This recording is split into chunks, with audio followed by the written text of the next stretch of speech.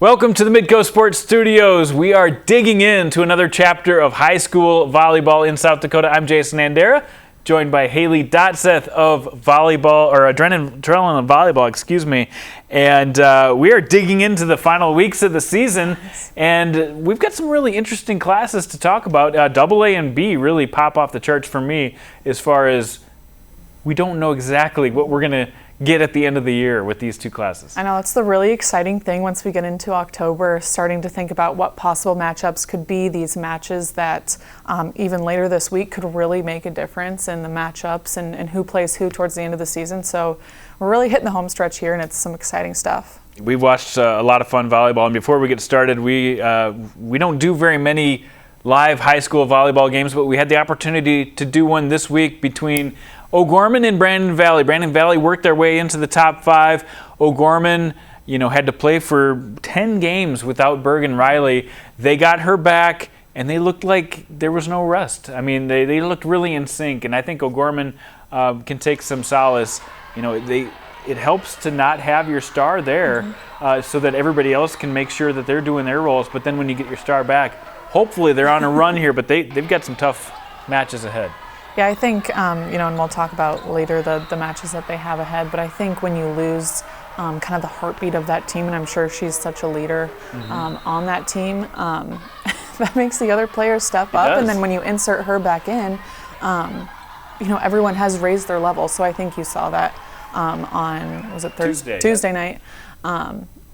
O'Gorman really getting back into their rhythm with her. Well, that's a lot of fun, and that's one of the storylines we'll be checking out as we get into the season. Let's talk about who's hot right now in high school volleyball, and we've talked about this team before, but let's talk about them again. Garretson.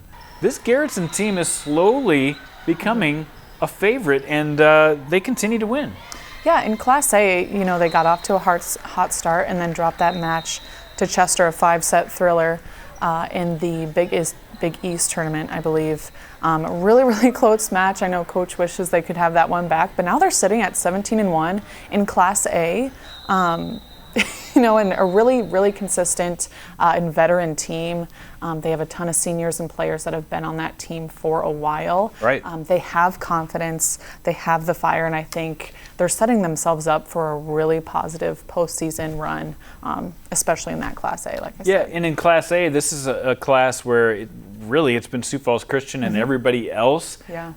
They have a chance to separate themselves from everybody else with a strong finish to the season, but they've definitely been hot on the year and just a couple of points away from being undefeated at this point. Yeah. So that's going to be an interesting storyline to pay attention to as we come down to these last couple weeks of the season. Let's also talk about another team that's hot in South Dakota Class AA.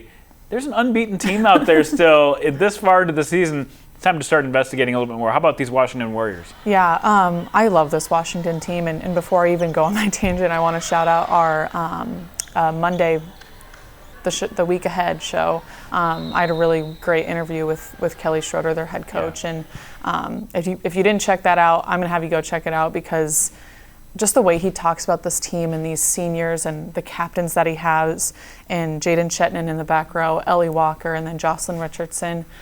He's just so happy with them and loves the team, and that's just such a focus for them, is the team aspect of their Warrior crew. So I think what they do such a good job of is, although they don't always play super cleanly, they play together and they know how to win and kind of get some of those scrappy plays. They never get down on themselves. They've been tested a few times, but have always come out on top, and I know that's something Coach is really excited about, continuing to even get better and still being 11-0. Right, and they still got a few more tough games coming up on their schedule, but so far so good for this Washington team. They were tested a couple weeks ago against Pierre. They were, had a few matches against some other teams. The Lincoln match earlier this year really tested them, but they've come through with flying colors, and they've done it with a sophomore setter too. Yeah, and I think that's something that he really talked about during the interview, is they had some really key pieces to find replacements for. Sydney Schetnan, a 6'4" outside who had 30 kills in multiple matches last year that they had. And she had limited swings too, really. Yes. Yeah, and just some other players that are battling injuries this year. They had quite a few question marks, but they knew they had the tools, and this sophomore setter, Macy Malchow, stepped up and was happy to step up to do what was best for their team. So, just a great team that we never play favorites, but they're just a group of great girls. So, and I'm glad they're having a great season. Yeah, they're a lot of fun to watch. This Washington team will be fun to see what they can do as they try to close the gap in these last couple of weeks. Let's talk about some under-the-radar stars. We've got one in particular we want to talk about today. And Hill City's still playing some good volleyball out there, and they do it with a complete cast. Yeah, I think they're a very well-rounded team to begin with, but my under-the-radar star for them would really be this Marie Peckosh, and she is a left-handed outside, which is kind of different. That's a different angle to be able to hit from, but she has such a quick arm swing, and I won't go down into the whole hard arm swing versus quick arm swing, or heavy arm swing, I guess.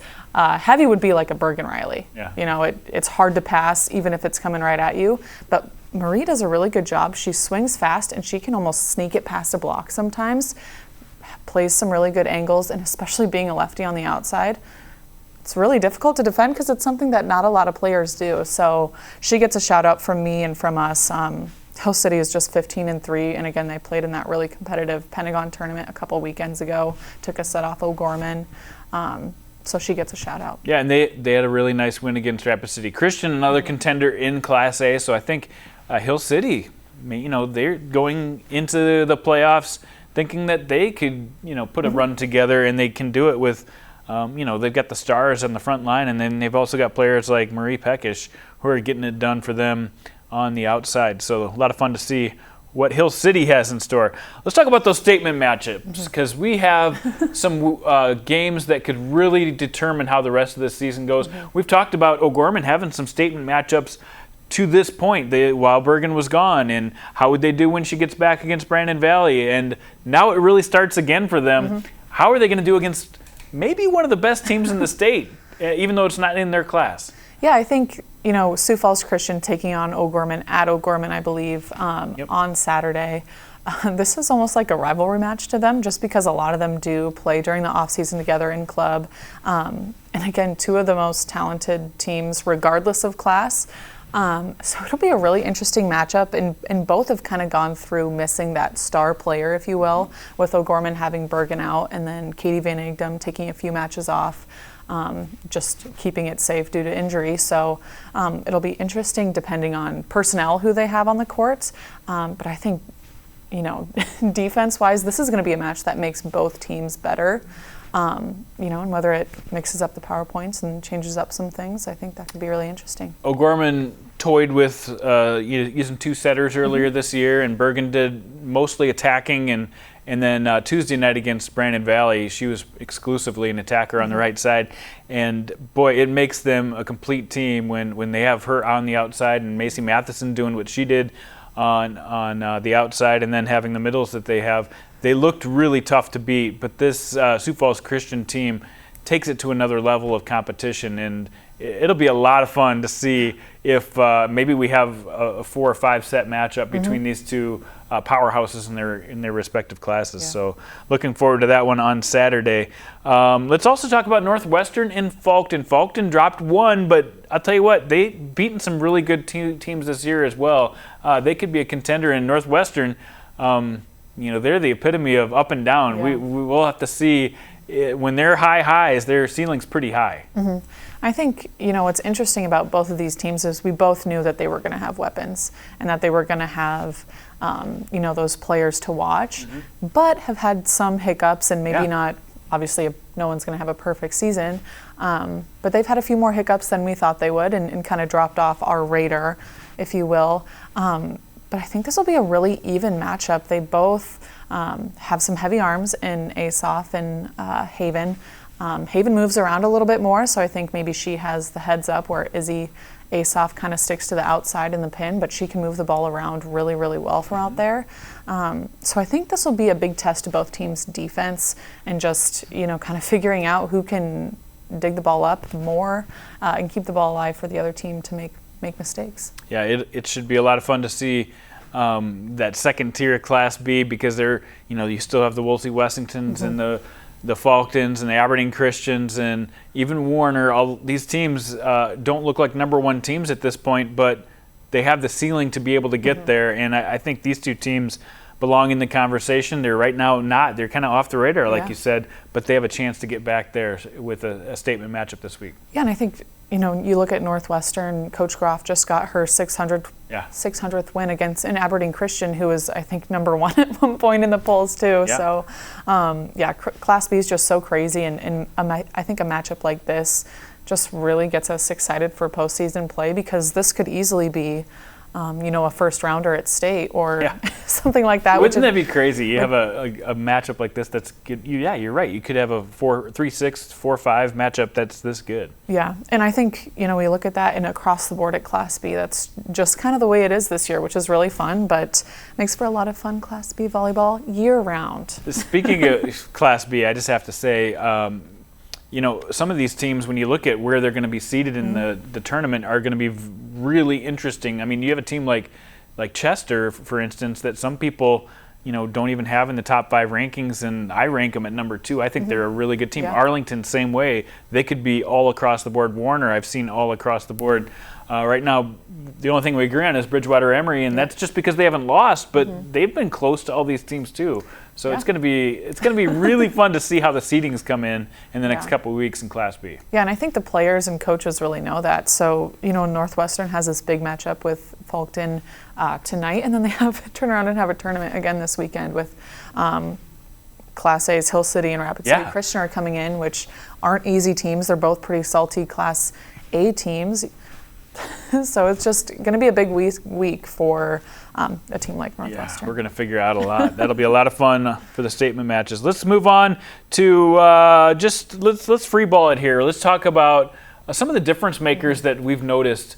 Talking about different players, we've talked about a bunch of different Player of the Year candidates throughout the year. We've covered almost all of our candidates at this point, but let's just talk about some maybe difference makers of players who could really change the scope of how their team does down the stretch. Yeah, I think a player that's proven herself time and time again is Jayda Kenyon of Chester area. Yeah. She stepped up early in the season when Brecken was still out, and she took more swings than I'm sure she was used to. She moved to the outside pin so that she could take more swings, which is a little bit out of position for her. So she's experienced. She has the confidence, I think, at this point. She's capitalized on that experience too, because they've needed somebody to step up, and she has. And like you said, Chester's one of those teams that has been all over the board, not just because their performance has been all over the board, but just because Class B is just crazy like that this year. So I think her experience and her leadership really is going to be huge for Chester coming down the stretch. I would agree, and especially on a team that has so many young players. This is a program that's used to making it deep into the playoffs every year. They need that leadership, and that's exactly what Jayda Kenyon brings them. Let's also talk about Jayda Schetnan. She's been in the shadow of her sister Sydney, but she's been a solid player for this Washington team for the last couple years. Yeah, quite literally in the shadow. She doesn't stand quite as tall as her sister, but I've just been so impressed by her consistency this year in the back row, and I know Coach Shorter talked about just the leadership that she's had with some of the younger pieces and newer pieces that they've implemented into their back court. But she's put up 15-plus digs in almost every single match, which is saying a lot. When they're sweeping a lot of their opponents, that's 5 digs a match. And I just love her attitude and just the way that she covers the court. I think she does a really good job, and she has definitely been key to Washington's success thus far. I mean, it feels like we've talked about almost every player on Washington this year because they all bring something so important. And that's why you have a AA team that's undefeated this late in the season. Washington's schedule, though, is going to get interesting here. They've got matchups coming up against some really good teams coming down the stretch. I wonder if it almost does them a favor to get beat before the playoffs, or to have that undefeated title still on them going into the playoffs. It's always an interesting conversation. You never want to lose, but I almost wonder if that would take them down a notch. Off. I don't know. Well, Coach actually talked about that earlier this week. He said the girls aren't superstitious at all, but none of them are even talking about how they're still undefeated. They're a very humble group, I think. Now, it's one thing to not say you're undefeated in front of coach and just talk about it in the locker room. But yeah, I don't know. That's always really interesting. Yeah, I think it has to give them confidence, but we shall see. They have, let's see, they've got, O'Gorman coming up. They've got Jefferson a couple times left, and then they have to take a trip to Rapid City. So we'll see how they do coming down the stretch.